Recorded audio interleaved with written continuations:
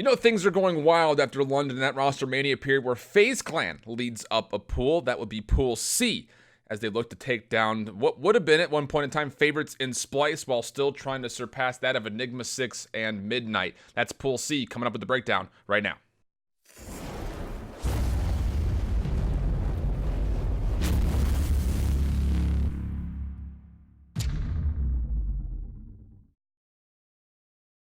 Who would have guessed it?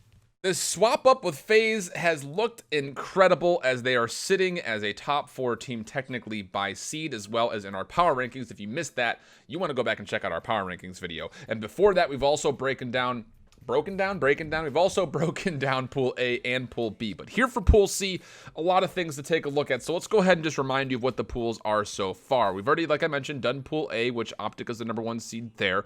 And then we've also talked about how E United could potentially also go, and will likely, at least in my opinion, go 3-0 in their pool. But how about this one at Pool C? I think a lot more question marks involved with this one, as we'll be dealing with FaZe Clan, as I mentioned, one of the top seeds coming into CWL Anaheim, but also Splice looking to surge back when Nolson had been an addition from the substitute role into the starting roster. And then also Midnight, who has been struggling a touch, but you can never rule them out when it comes to their pool play. And then beyond that, Enigma 6, one of the only teams that sit outside the top 12 that I think honestly can make a run at major squads. So let's go ahead and start things off by talking about this FaZe Clan team. Of course, if you missed the roster mania period, you're probably sitting there thinking, oh, FaZe Clan's represented again. That's nice. Who's on the team?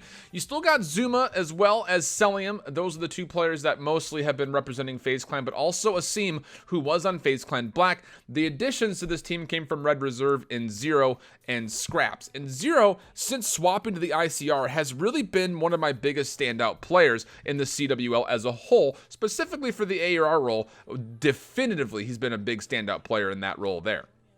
So as far as what to expect for this FaZe Clan in pools, that's the question that everyone's wondering about. You take a look at their win-loss head-to-head ratio against the other teams, and this is not something that, at least at first look, you would say is all that really reassuring, as they've only been able to find a single win that was up against Midnight, and that came just recently in their 3-1 win during Divisional A. The other times they've played the other teams, it was a 3-0 up against Splice. That happened at Fort Worth, and then the Enigma 6 game, that also happened a little bit earlier on as they played them in pools at Fort Worth, where it was a 2-3. Again, keep in mind that both of those iterations at Fort Worth, this was not the current roster, so you can't really take the 0-1 versus Splice and the 0-1 versus Enigma 6 to full value. Specifically, I want to focus on FaZe Clan since they were at London. I don't even want to worry about London, because London, although it was a decent performance for them, they were able to go 2-1 in pools. They were not able to get past neither Optic, and technically they got past Luminosity, but again, the technicality on the Seaside Control, where they lost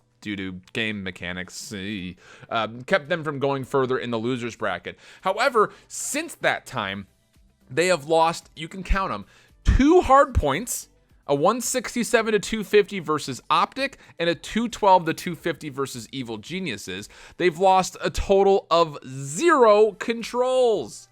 None of them. Haven't lost a single one. In fact, they haven't even gone to round 5 in control yet. Now, again, their hard veto has been frequency so far, but the fact that they're able to find 3 O's, but mostly 3 1s everywhere else, is huge for FaZe Clan going into this pool. You take a look at just kind of at a glance, the other kind of control records here. This is actually a group that is very well rehearsed in control, with the exception of Midnight, who's 10-17. Enigma 6 is actually very quietly one of the better control teams in the CWL. They're 17-11. Splice is also 19-12. The big thing about this FaZe Clan is the simple fact that they've been dominant across both respawn modes. 29-18 now in the hardpoint, 20-9 in the control. Actually, their 20-9 is, I would say, second, if not best, depending on how you look at it, controls in the CWL. The only one better by record is the 23-10 that 100 Thieves has going for them. Splice just behind them, though, at 19-12. So again, this is a pretty decent control pool. The biggest question mark for me with this FaZe team comes down to, have they found good time to really work themselves out in the search and destroy? Their wins were decent wins, a lot of 6-3 or 6-4 in there, but their losses have been pretty embarrassing. A couple of 1-6 losses and an 0-6 loss. Those came at the hands of Optic, Evil Geniuses, and Midnight. So some considerations there, but I think as you look at this pool, you have to be feeling like FaZe Clan should be the front runner in this one, not only because of their seeding, but based on how they were able to not only take care of Midnight, but how they should be able to have a pretty decent set versus Splyce. My biggest question mark is, can they close out the set versus Splyce and Enigma 6? Because if they go to round 5 versus these two teams, I think you have to feel a little bit worried based on what we've seen so far, and that again was 2-3 weeks ago on their Search and Destroy. It did not look very convincing. So they need to get better at Search, and hopefully as they've gotten better there, they have not fallen away or digressed anywhere else in the respawn, because that's 100% how this team is going to make their run through this tournament, is on their respawn dominance. The only other team that had this similar kind of track record is 100 Thieves, and I guess you can maybe make the argument for Optic as well. Taking a look, though, at Splyce. Again, if you missed it, Nolson has been subbed in, and that's going to be huge simply because he comes from Kairos Esports, a team that finished second in the open bracket at CWL London, but has fit into a role that's really allowed Splyce to kind of flex a little bit harder. You've got different role reversals as far as who's running what weaponries, but honestly, Jerd and Temp have become increasingly better now that they know who's going to be locking down things from behind them. Temp specifically has been one of the nastiest players that we've seen in recent history, stringing together 2 absolutely phenomenal weeks. Not to mention that the fact that as Nolson came in, the second week was even better than the first. So for the Splyce team, where are your concerns? The biggest thing is, can you actually go toe-to-toe with a team like FaZe? I think personally they should not have much of an issue versus Midnight, but beyond that, you're also, I think, a little bit worried about what Enigma 6 might be able to do to this team. However, you take a look at the head-to-head, and this is a matchup that Splyce has looked relatively comfortable in as far as the map totals go. Now, keep in mind, the 3-0 that they recently had versus Enigma 6 was a close one, 250 to 180. It was really kind of just gained the lead for Splyce because of score streaks. 6-4 in the Search, again won because of score streaks. 3-2 in the Control, again won because of score streaks. So if those score streaks don't come into play, how many times can I say score streaks in this little phrase? Do you have closer games versus Enigma 6? My answer would be yes. You cannot sleep on E6, and Midnight, you just never know what you're going to get with this team. Splyce has been able to find the 2-0 edge against Midnight, 6-3 in the maps, and then as well versus FaZe Clan, technically as the head-to-head goes through, if you just look at those stats alone, you would think that Splyce is the favorite, but the thing about it is they've been rather inconsistent, not really dominating any mode at all, with the exception, I guess, when you take a look at it, they have had a more positive Search and Destroy since Nolson was on board, and technically a more positive hardpoint since Nolson's come into play. They had 2 matches earlier on in their first week where they weren't able to take a single hardpoint. That was against E United and, surprisingly, against Denial. That cannot happen against a team like Midnight or Enigma 6. Otherwise, this team, I think, is a little bit of an issue. I personally... not going to go with my predictions yet. We'll finish that off at the very end with this. Let's go over to Midnight, take a look at what they've been able to do. By now, you're probably getting some kind of an idea as far as what the head-to-heads look like. 1-1 against FaZe Clan. Again, you can't really take that too much into consideration simply because the first time they played, it was not with this current roster of FaZe Clan, and the 3-1 was rather convincing. They are 1-0 versus Enigma 6, and then like we mentioned with Splyce, they have not won against them yet. The most recent time they played up against Splyce, though, was during the cross-divisional just after Fort Worth, so it's been some time since they've seen them as well. So for this Midnight team, what are you banking on? I'm actually asking. I'm not going to give you an answer because I don't know. The fact is they have not won a hardpoint in their last 4 matches.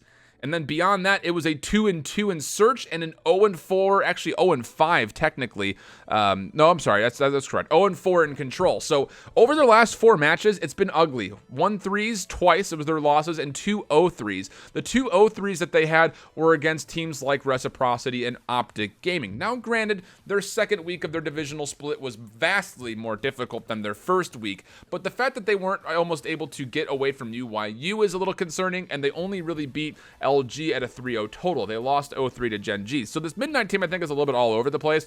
Now, again, you have to keep in mind that Saint was actually subbing in for Knight at one point in time during the time at London. He comes back in and is able to participate during the divisionals. So hopefully for Midnight, you've gotten some more considerable practice with Knight, and hopefully that will mean that you'll be able to perform a little bit better. But again, I'm not super optimistic. Personally, I do not see this team winning a match as we go to E6.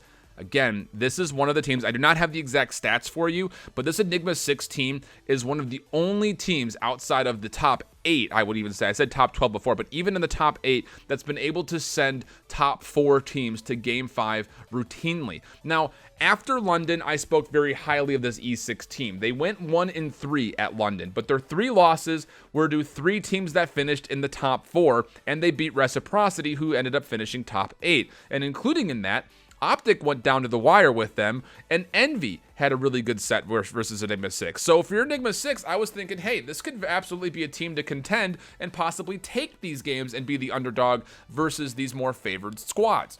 Then they came in Division B, the double divisional weeks, and they did not look super great. The 0-3 loss, like we've talked about before, was Splice, was a little heartbreaking. They also weren't able to close out a set versus E United that they thought they were going to be able to do. They also dropped unconvincing sets versus Elevate and Denial before they were able to take a 3-0 versus Envy. But the fact of the matter is, out of all the teams to have played Optic, E United, and 100 Thieves in the last couple of weeks since London, they are one of the only teams to continually, and they did all 3 times, take those teams to map 5s. Those are the 3 best teams in the game. We have not seen this team play this new FaZe roster yet.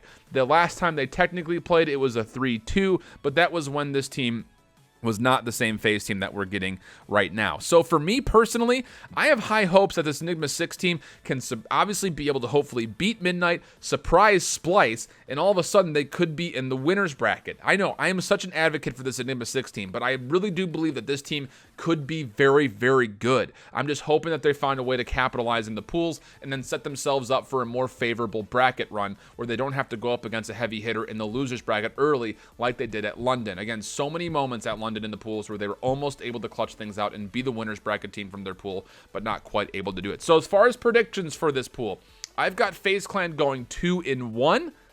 I've got Enigma 6 going 2-1. And then Splice and Midnight going 1-2 each. I think it just comes down to who plays who and how they all fare up against each other. But I have a little bit of a mixed match of this team. Team A beats Team B teams Team C, and Team C beats Team A. I kind of have a little bit of a circle going on in there as far as how that all goes. But I think Enigma 6 has the potential, and I'm actually hardcore rooting for them to make it to the winner's bracket because I think they have the potential. Even though their stat lines are not super favorable, I think this team can absolutely make some waves. So that's my predictions for Pool C. Let me know in the comments below what you guys think about it. And then beyond that, of course, so close to 10,000 subs. Hit that sub button, ring the notification bell on your way out to get little blips and notifications when my videos do pop up, so you can get up to date as far as all the recaps, analysis, power rankings, things of that sort. I've been Shift, you've been you. Thanks for hanging out with me. Till the next one, hope you keep holding it down. Later, bye-bye.